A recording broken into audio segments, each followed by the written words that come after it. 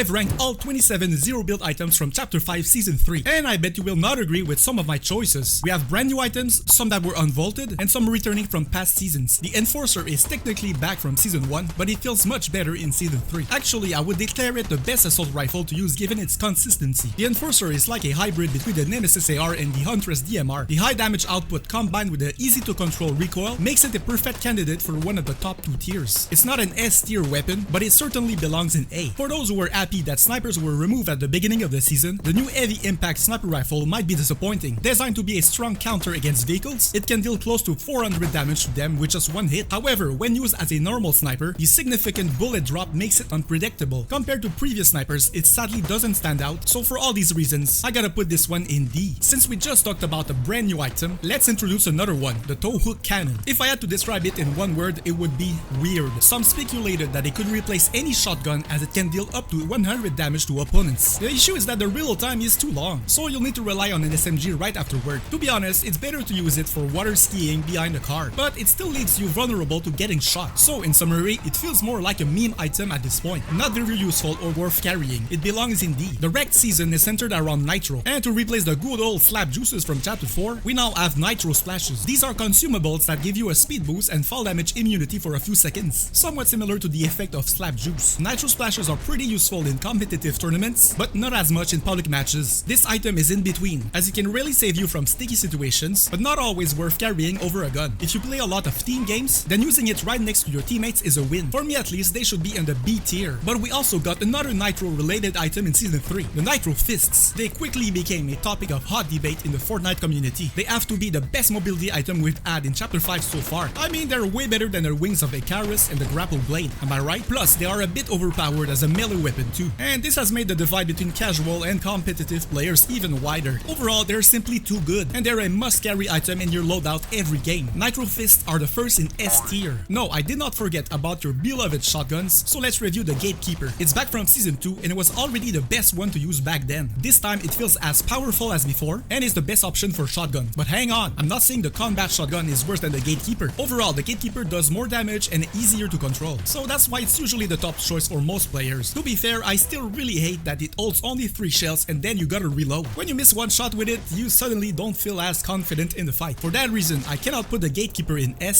so it will go in A. Another weapon returning from Season 2 is the Harbinger SMG. Everything about this SMG is average. To me, its biggest weakness is when hip firing, as it is not as strong as many other SMGs we're used to. Also, I don't think there's any scenario where I would rather use the Harbinger over the Thunderburst SMG, so I'm sorry, but it needs to be put in C. The Warforged AR also made a brief appearance at the start of the season, but was vaulted after the first month. In the meta at that time, it wasn't the best AR to use, and I think they were better choices than the Warforged at that point. If this was Season 2, I would have chosen Tier A for the Warforged, but when it comes to Season 3, I have to put it in C. Did you know the Repair Torch is technically an item from Season 3? Yes, but be honest with me here. Have you ever used it at all? Come on now, I know you didn't. Personally, I think it's one of the most forgettable items of all time, but it makes sense given the theme of the wrecked season. It's definitely not worth carrying over any other item in the meta, so it has to go in E. And since we just mentioned a forgettable item, let's talk about the Thunderburst SMG. No, I'm kidding here, don't worry. The Thunderburst SMG is still an overpowered weapon and does more damage at long range than the tactical AR. Crazy, right? It's good at short and medium range too, of course. The bullet spread is so small, making it very accurate, and it doesn't feel slow even though it's a burst type weapon. I think it's fair to admit it needs to be an S. Again, with another forgettable weapon, the Hammer Pump Shotgun. I'm definitely not kidding this time. I think it's the worst option to use as your shotgun. It was already not very strong in Season 1 and 2, and while I was expecting a buff for a very long time, it never happened. With a pump shotgun, you want consistent and big damage given its slowness, but something doesn't feel right with it. Sometimes you pull off a rare 119 headshot, but most of the time, it's the usual 47 or 36 that comes up. Hammer Pump needs to be in D. Let's change the pace and talk about new items now. First, we'll talk about Ride the Lightning. Released alongside the Metallica collab, this mobility item feels like Wings of Icarus on steroids. You travel way faster than with the wings, but the downside is that you're forced to hit the ground after the third charge. I had lots of fun using this item, and it's probably the best one to quickly escape any scenarios where you are at a disadvantage. However, it is not better than the Nitro Fists, since you have less control with this mythic guitar. Overall, this item deserves a B. Next is the Boom Bolt. The name suggests it's an explosive bow. That's pretty much what it actually is. Pretty effective against cars first and foremost. It can also create chaos for your opponents. If you're accurate enough, the explosive projectile can stick to your enemy, dealing a significant amount of damage. Very fun to use, but the max ammo capacity is a head scratcher because you can carry more than 70 rockets. I think not enough players choose to carry this weapon, but it certainly should be in the A tier. The Tri-Beam Laser Rifle is another new weapon from Season 3, and it is the only hit scan weapon we have in this loot pool. It feels very good to beam cars from a huge distance, and 70 damage per hit is substantial. There's absolutely no bullet drop with this one, as it is literally a laser that goes in a very straight line. You may need to manage the timing of your shots because it can overheat, making you wait for a complete cooldown before reusing it. I think most players overlooked this item, and I already said in a previous video that it can virtually replace any AR in your loadout. Let's put it in B. If you agreed with at least 3 of my rankings so far, that's a great time to hit that like button. Also, if zero build content is a topic you like, make sure to subscribe to my channel. Let's continue with the list of brand new items we got in Season 3 with the new Coca-Cola. The best comparison we can make is the OG Slurp Juice. I'm not talking about the Slurp Juice from Chapter 4 that was very OP. I'm referring to the one that fills up 75 total HP. The new Coca-Cola is slightly better because it gives you a 25 HP bonus added directly to your white health, and then you get the plus 75 shield afterward. The best thing about the new Coca-Cola is that you can stack up to 2 in your inventory. Sometimes I choose to carry these over a Flowberry Fizz bottle, but I'm not saying they are necessarily better. I would give new Coca-Cola the A tier. It's a great time to introduce the Flowberry Fizz because it's very comparable to the previous item. The main drawback the Fizz has compared to the new Coca-Cola is that you can only carry 1 bottle, not 2. However, the Flowberry Fizz effect is very useful for mobility and fall damage immunity. Also, you can share the Fizz with your teammates so they can get the gravity effect as well. In fact, it's fair to say the Fizz is one of the best healing items in Fortnite history given its great versatility. I think it's also fair to put it in the A tier just like the new Coca-Cola. There are still a few ARs to review, so let's start with the Huntress DMR. While it wasn't really liked by the community in Season 2, it actually feels stronger now in Season 3, mostly because the Reaper Sniper Rifle has been vaulted. Compared to other DMR models we had in the past, it does feel slow in general. With lots of practice, it can become a very deadly weapon with a 3-shot potential for a kill. But this is assuming you don't miss any of these 3 shots. Personally, I feel like the Cobra DMR was clearly stronger than this one, so I'll put the Huntress DMR in the B tier. The Combat Shotgun is technically a new version of this weapon from past chapters, and it feels exactly the same.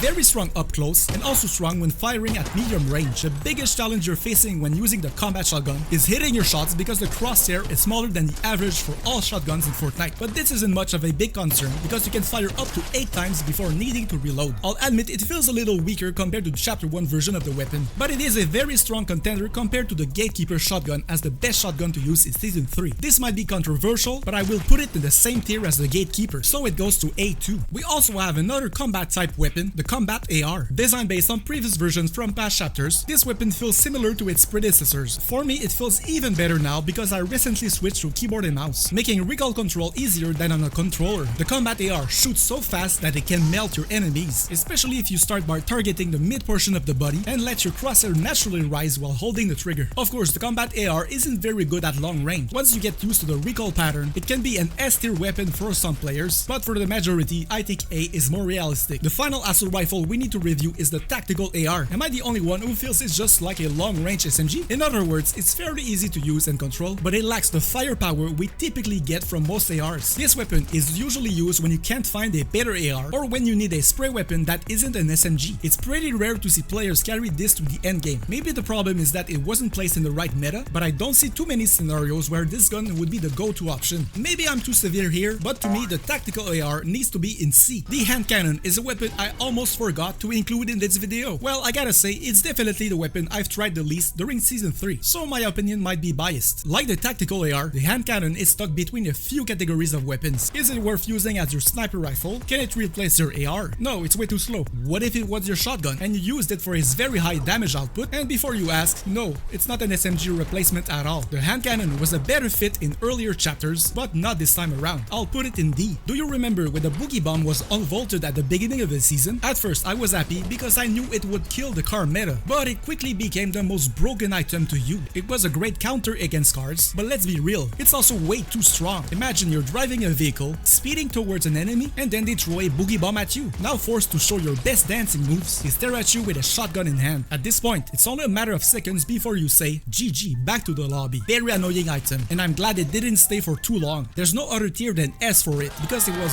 very overpowered. And why did Epic let us carry 10 of these in our loadout? It's ridiculous. EMP grenades eventually replaced the Boogie Bombs, and thank God, because it was a great move. Not overpowered, they are perfect to stop any incoming vehicle and give you a fair chance to fight afterward. This is typically the type of item you use early in the game, as you will definitely need to pick better weapons for the end game. We gotta be be honest and say EMPs are very underrated, as they can quickly disable enemy shields without too much work. That's the type of item that should be placed at least in B, and this is where I'll leave it. Another throwable item, remote explosives, was also brought back in Season 3, but my question is, did you use it a lot in Zero Build? I didn't find many cases where I absolutely needed this item. I can see the need in build mode, but can you find anything that it's helpful with for Zero Build? This is also an item you just carry early in the game, but this probably won't last long. This has to be a D tier item. Let's add some very well known Zero Build items, like shockwave grenades. There's not much to dislike about these, am I right? They can be used in countless scenarios, either offensively or defensively. However, they are usually not perceived as the main mobility option by players. For example, in Season 1, the go-to mobility item was the grapple blade. There was an exception in Season 2 because the wings were so bad that they make the shockwaves the top choice by default. Now in Season 3, the nitro fists are king, and there's not really any debate about it. Because of this, I'll put the shockwaves at B. Shield Bubble Jr. is basically a smaller version of the Shield Bubble. Not gonna lie, I'm not sure how large the normal Shield Bubble was, but I just can't imagine an endgame with players deploying the big ones all over the small zone. To me, the junior versions are perfectly sized and very useful in Zero Build endgames, especially if you play in duos, trios, or squads. They can save the lives of your teammates or yourself while being down. They can also be used in certain offensive scenarios where you push while deploying some in front of you to take cover between shots. They don't last too long, that's their main weakness, and they can be disabled by EMPs. Overall, I think Shield Bubble Jr. deserves to be in B. And now, how do you feel about bunkers in Zero Build? Do you think they're useful? This is the main item to carry in a Zero Build endgame when playing rank. That's not necessarily the case for public matches, but it is a must when playing competitively. They're even more needed in team modes, as you will need at least one teammate carrying these. Its only weakness might be that it doesn't cover your back while facing in the targeted direction. They are better than shield bubbles, but are they really S tier worthy? I'm not sure, so let's play it safe by placing them in A. I would like to know which item I've ranked that you disagree with, and tell me if you would have ranked it higher or lower. As Zero Build players, no one is immune to making mistakes. So here are 10 things to avoid doing in a Zero Build fight. Click on this one and see you there.